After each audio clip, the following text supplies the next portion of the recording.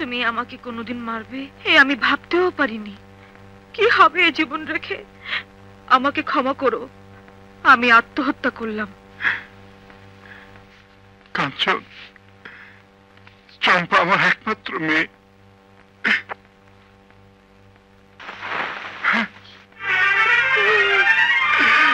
কাঞ্চন, আমার চম্পা রে, আমার চম্পা রে।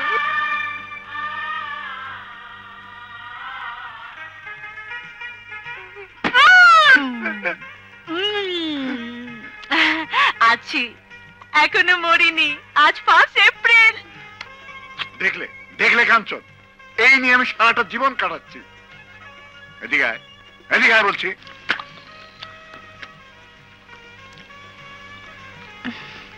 কাঞ্চন তোর কাছে হার মেনেছে। বাবা হাত মেলাও তো। লক্ষ্মী মা, সব ভুলে যা। শোনো, আর কোনোদিন মিথ্যা কথা বলো। হাত মেলাও মা।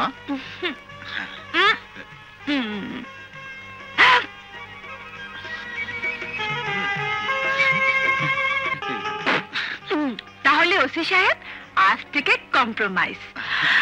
ও হ্যাঁ, একটা কথা আছে। এখন কিন্তু আপনাকে এখানে বসে থাকতে হবে। আমি রান্না করব, খেয়ে যেতে হবে। Sir, sir. কি ব্যাপার? আপনার স্যারের দিকে তাকাচ্ছেন কেন? এটা অফিস নয়, এটা বাড়ি। এই বাড়ির মালিক আমি। হ্যাঁ স্যার, আমার মিনিস্টারের ডিউটি আছে। মিটিং আমি নিচে না থাকলে। ও হ্যাঁ, আমি তো ভুলেই গিয়েছিলাম। চম্পা, কাঞ্চন আরেকদিন খাবে মা, ওর খুব জরুরি কাজ আছে। জন্মের পর থেকে দেখছি তোমাদের সব কাজই জরুরি। ঠিক আছে, যান যান ওসি সাহেব। রাগ করবেন না, আমি একদিন নিজে এসে খেয়ে যাব।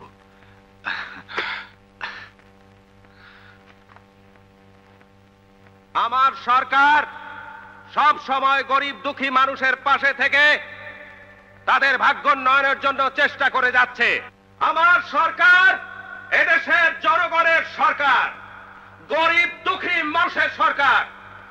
আপনাদের কাছে আমার আবেদন, আগামী নির্বাচনে আমার সরকারের পাশে থেকে তার হাতকে আরো মজবুত করুন, আরো শক্তিশালী করুন, শক্তিশালী করুন।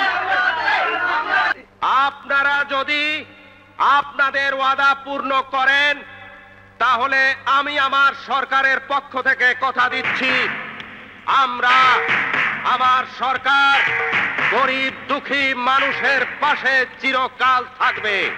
এদেশের প্রত্যেকটি মানুষের জন্য বাসস্থান থাকবে, প্রত্যেকটি মানুষ চিকিৎসা পাবে, শিক্ষার সুযোগ পাবে, কোন মানুষ এদেশে অনাহারে মরবে না। আর এটাই হলো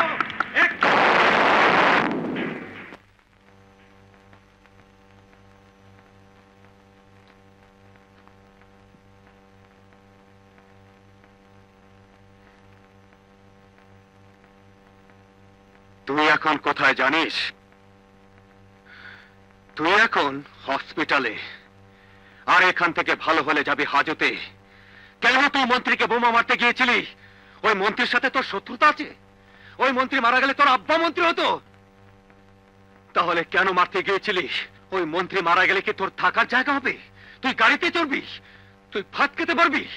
তুই যে টোকাই, সে টোকার বাচ্চায় থেকে যাবি।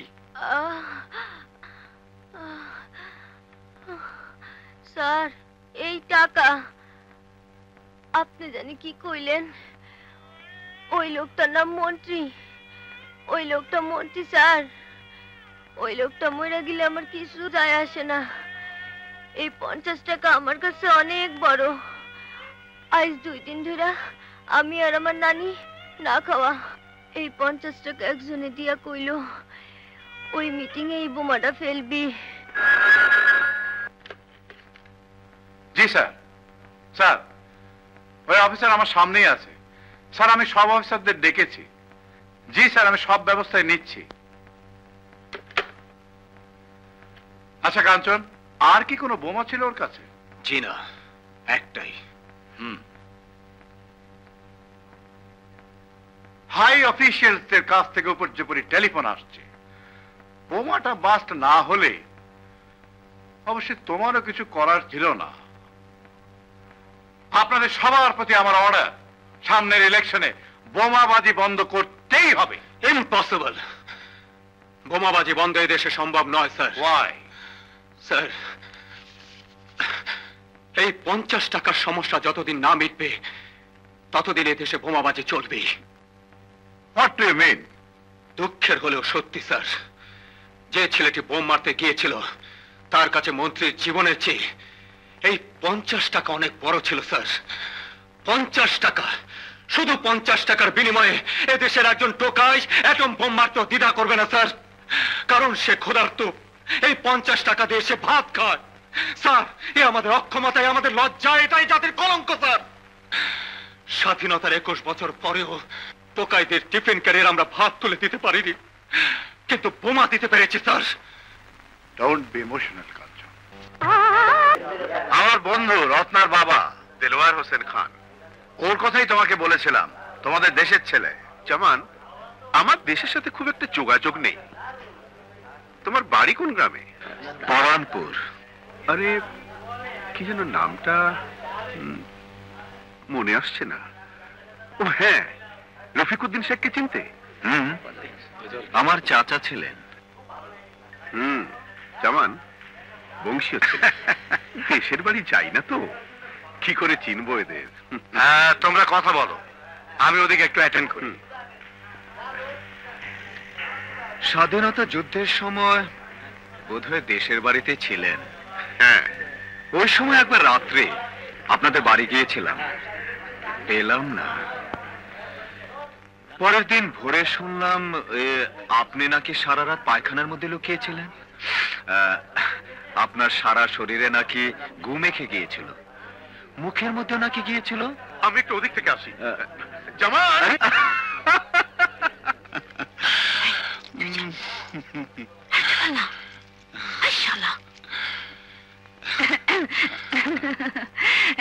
মুরব্বীদের সাথে কি বলছিলেন? আর যাই হোক, মিথ্যে কথা বলছিলাম না। আমি বুঝি মিথ্যে কথা বলি? না, তা নয়, সত্য কথা কখনো বলেছেন কিনা তাই ভাবছি। এ বুঝি বিয়ের দাওয়াত? এখনই বুঝবেন কিসের দাওয়াত? বিয়ের আগের দাওয়াত। খালা, ইনি আমার খালা। আসসালামু আলাইকুম। খালা কি যেন বলবে আপনাকে। খালা, কথা বলো, আমরা আসি। ভালো করে বলো, ভালো করে। তোমার নামই তো কাঞ্চন। জি। তোমার সাথে আমার কিছু কথা আছে। জি বলুন। কি আর কথা, খোলাখুলি বলে ফেলি। তোমার সম্পর্কে সব আমরা জেনেছি। তুমি খুব স্ট্রেট ফরওয়ার্ড ছেলে, তাই সোজাসুজি বলি। আমার দুলাভাই তোমাকে খুব পছন্দ করেন, চম্পাও। চম্পাকে বিয়ে করতে তোমাকে কোনো আপত্তি আছে? আমিও তাহলে সোজাসুজি বলি। আমি তো তোমাকেই তালাশ করতেছি। তোমরাই সারা দেশে হিরোইন বেচো। আমি শুনছি হিরোইন বেচলে 14 বছরের জেল, না হয় ফাঁসি।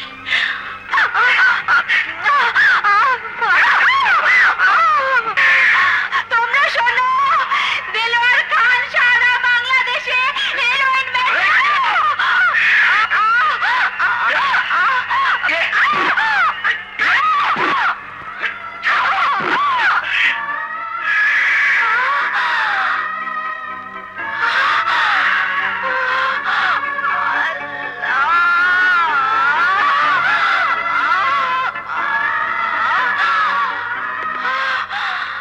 শাবাশ কবিলা, মানি লোকের মান তুমি বাঁচিয়েছো।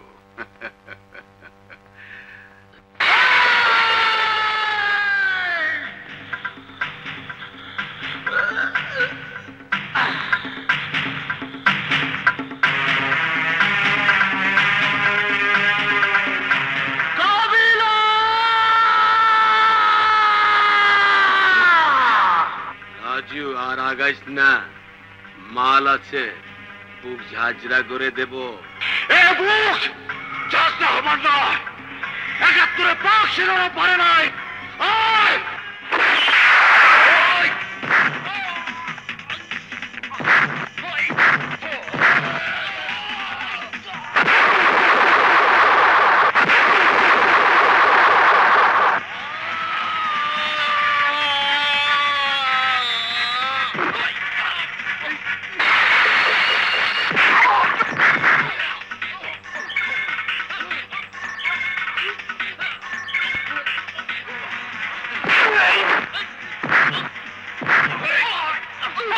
এই